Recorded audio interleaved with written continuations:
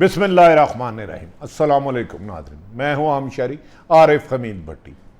आज 4 अगस्त मुख्तलिफ अहम तरीन खबरों के साथ नाज़रीन, वज़ीर आज़म पाकिस्तान इमरान खान ने आज़ाद कश्मीर में PTI की कामयाबी के बाद ऐसे शख्स को वज़ीर आज़म नामजद किया जिसके बारे में सोच नहीं सकता। कहा जाता है पुराने सियासतदान 80 की दहाई में सियासत में आए, तजर्बाकार हैं, बेदाग है, लेकिन इस पर भी इमरान खान के मुखालिफों के पेट के मरोड़ उठने हो गए और मुख्तलिफ प्रोपोगंडे और गलीज गुफ्तगू शुरू कर दी।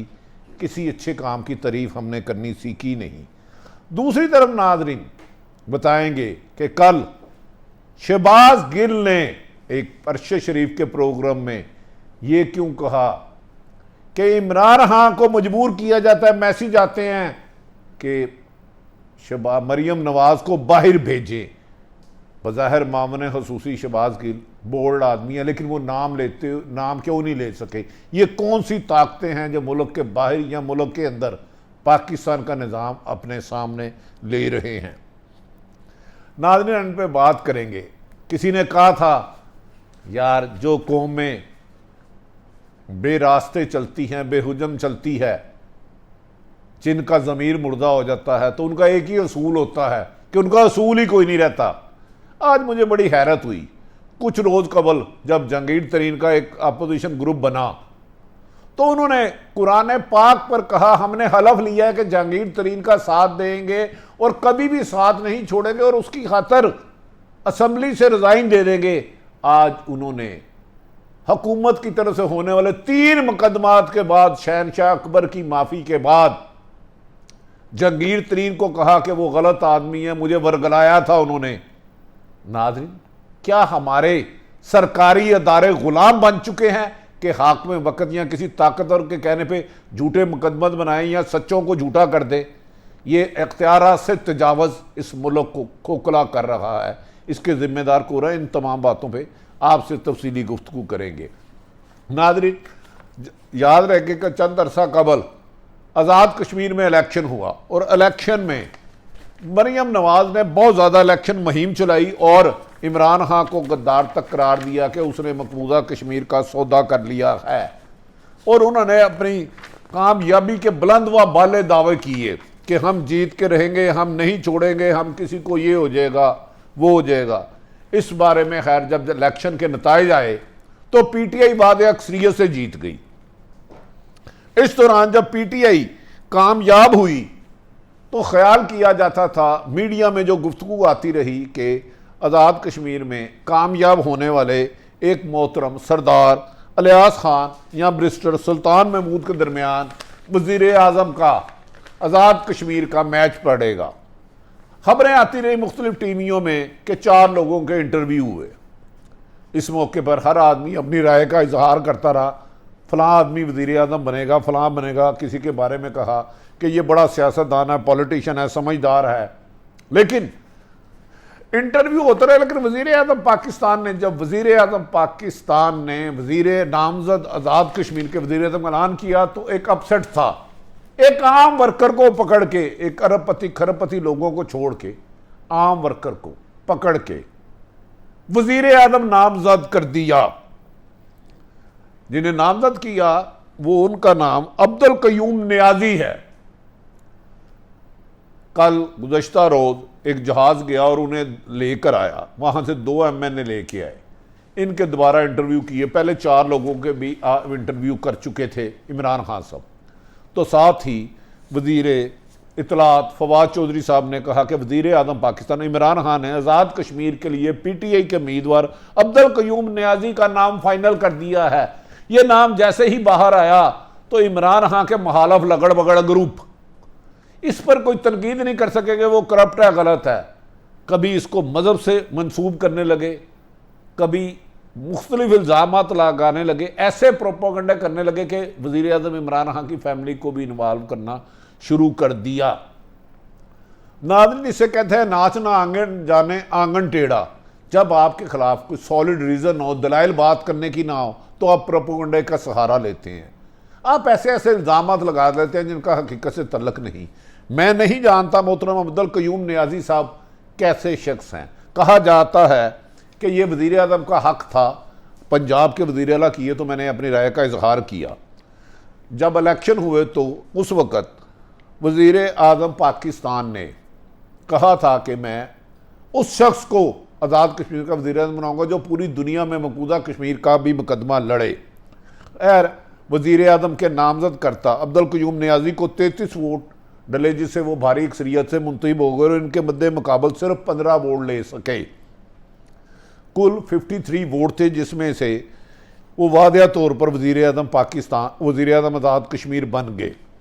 नाज़रीन, ये भी कहा जा रहा है सरदार अब्दुल क़य्यूम पाकिस्तान के ज़ेर इंतज़ाम कश्मीर की पुंछ डिवीज़न में वाक़या इलाके अब्बासपुरे के एक सियासी ख़ानदान से ताल्लुक़ रखते हैं और वो दरा शेर खान नामी गांव में 1969 में पैदा हुए और इनका ख़ानदान 1947 से इंडिया के गांव दरा शेर खान पाकिस्तान और इंडियन ज़ेर इंतज़ाम कश्मीर के दरमियान वाक़या लाइन ऑफ कंट्रोल के साथ मुतसल इलाके में रिहाइश में दे रहा और बॉर्डर में अक्सर फायरिंग की आवाज़ सुनते हुए ये जवान हुए। नाज़रीन, ये भी कहा जा रहा है कि अब्दुल क़य्यूम को नियाज़ी को 2021 में जब उनको इलेक्शन में टिकट मिला तो उन्होंने LA 18 अब्बासपुरा से 24,841 वोट लेकर कामयाबी हासिल की और इस इलेक्शन में इनके मद्दे मुकाबल मुस्लिम लीग नून के चौधरी यासिन गुलशन सिर्फ 16,000 वोट लेकर कामयाब हो सके। अब नून लीग को या अपोजिशन को तनकीद का कोई मौका चाहिए था। मैं ये नहीं कह रहा कि जिनके इंटरव्यू हुए मोहतरम अलियास साहब के यहाँ उनमें कोई कमी थी, लेकिन ये वज़ीर आज़म का इख्तियार है, लेकिन अभी तक इनके खिलाफ कोई नेगेटिव चीज़ नहीं आ सकी। अब्दुल क़य्यूम नियाज़ी रियासती जमात आल जम्मू कश्मीर मुस्लिम कॉन्फ्रेंस का हिस्सा थे और इन्होंने 2016 में PTI को ज्वाइन किया, यानी कि इमरान खान की हुकूमत पाकिस्तान में बनने से पहले उन्होंने इसको ज्वाइन किया। वो अचानक सियासत में नहीं आए और ये भी कहा जा रहा 2006 के इलेक्शन में इन्होंने कामयाबी हासिल की थी और इनके पास इसके अलावा ये भी कहा जा रहा है कि इनके बड़े भाई सरदार मुस्तफ़ा खान भी 1987 से 1991 तक उन्होंने कानून असम्बली रहे। अब्दुल क़य्यूम नियाज़ी तवील अरसे से सियासी मैदान में मौजूद है और 80 की दहाई के स्टार्ट में वो पाकिस्तान के ज़ेरे तमाम कश्मीर में होने वाले बल्दियाती इलेक्शन में सबसे कम उम्र डिस्ट्रिक्ट काउंसलर मुंतखब हुए, यानी कि उनका एक पूरा सियासी बैकग्राउंड है। इनको वज़ीर आज़म पाकिस्तान ने इस सिलसिले में मोहम्मद अलियास का नाम आता रहा कि जी उन्हें बनाया जाएगा मिस्टर सुल्तान महमूद को, और ये अपनी लॉबियाँ भी करते रहे और मीडिया में मुख्तलिफ खबर आती रही। अब प्राइम मिनिस्टर हाउस के मुताबिक उन्होंने वज़ीर आज़म पाकिस्तान ने यह फ़ैसला वहाँ एक सर्वे करवाया कि कौन ऐसा बंदा है जिसके साथ अवामी राब्तों में ज़्यादा है, जो कश्मीर काज को समझता है, जो मकबूजा कश्मीर में होने वाले मसालम को उजागर कर सकता है। तो उनको गैर जानिब सर्वे में जो मुख्तलिफ इतलात दी गई उनमें यह कहा गया कि इन हालात में अब्दुल क़य्यूम खान एक बेहतर चॉइस होती है, जिस पर वो आज वज़ीर आज़म आज़ाद कश्मीर बन चुके हैं। ताहम उनके खिलाफ मुस्लिम लीग नून और उनकी मुखालिफ जमातें अपना प्रोपेगेंडा कर रही हैं, जबकि दीगर भी। अब देखना ये है कि ये कैसे आगे जाकर चलते हैं। नाज़रीन, दूसरी तरफ कहते हैं कि कुछ लोग का ज़मीन नहीं होता और उनका एक ही असूल होता है कि हर ताकतवर के कसीदे पढ़ो और कमज़ोर के गले पड़ जाओ। नज़ीर चौहान मेरे बहुत अच्छे दोस्त हैं, पुराने जानने वाले हैं, काबिल एहतराम है, दोस्त नहीं है, काबिल एहतराम है, जानने वाले हैं। जब उन्होंने PTI को इमरान खान को छोड़ने का वादा किया था जहांगीर तरीन के शाइये में, तो उस दिन बात हुई तो उन्होंने कहा मैंने कुरान पे हलफ लिया है हम सब ने, जहांगीर तरीन हमारे लीडर हैं, इमरान खान साहब हमारे लीडर नहीं, और जहांगीर तरीन जब कहेंगे बजट पास नहीं होने देंगे और जब कहेंगे असम्बली से रिजाइन दे देंगे। और इसका उन्होंने मुख्तलिफ टेलीविज़न चैनल्स पे इंटरव्यू में इस बात का इजहार किया। और मुझे जो दुख की बात है, मेरे अपने नज़दीक उनके हक है नज़ीर चौहान का, उन्होंने पहले जो राय दी वो भी काबिल एहतराम है, अब आज जो दी राय वो भी काबिल एहतराम है, लेकिन मैं सिर्फ फ़र्क बता रहा हूँ आपको, बाकी फैसला आप करें, मैं जज नहीं हूँ।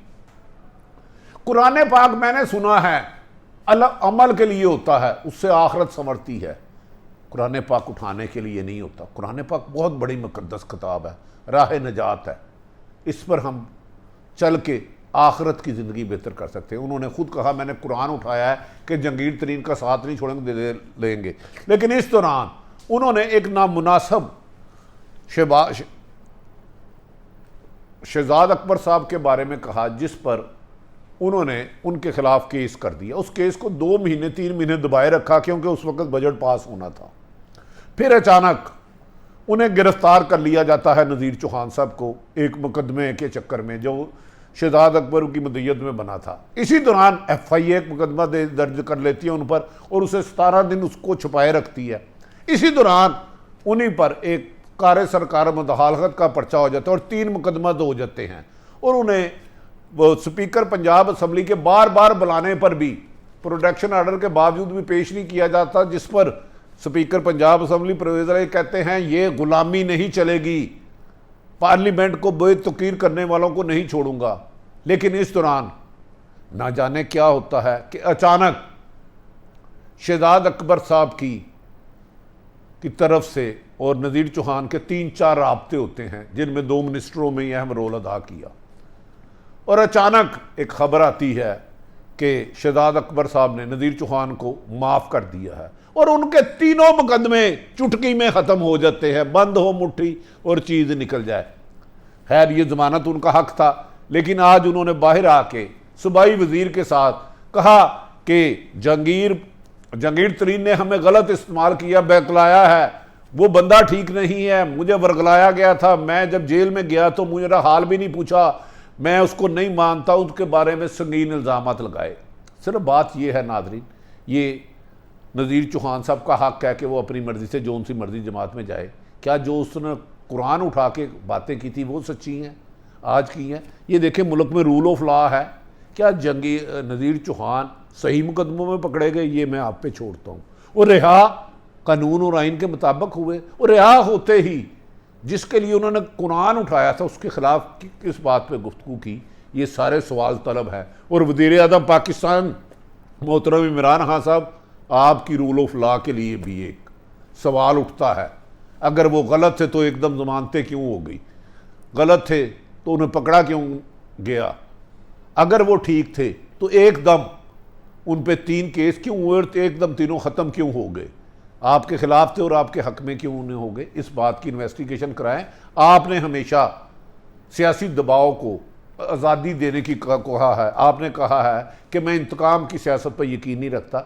इस बात में कहीं ना कहीं इंतकाम की बू आती है, लेकिन ये फ़ैसला करना आपकी ज़िम्मेदारी है कि हक़ाइक़ क्या हैं। नाज़रीन, दूसरी तरफ कल शहबाज गिल जो वज़ीर आज़म के मामले खसूसी हैं, बहुत बोल्ड बोलते हैं और अच्छा बोलते हैं, और खुसूसन नून लीग को पाँव से लेते हैं, यानी कि नून लीग के लत्ते लेते हैं। अरशद शरीफ के प्रोग्राम में जब उन्होंने कहा कि क्या मरियम नवाज का दबाव है उसे रिहा किया या बैरून मुल्क भेजा जाए, जिस पर उन्होंने वाशगाफ लफ्ज़ों में तस्लीम किया, हाँ वज़ीर आज़म को बहुत ज़्यादा पैगाम आते हैं, इसे रिहा किया जाए। लेकिन शहबाज गिल जैसे बोल्ड आदमी भी नाम नहीं ले सके।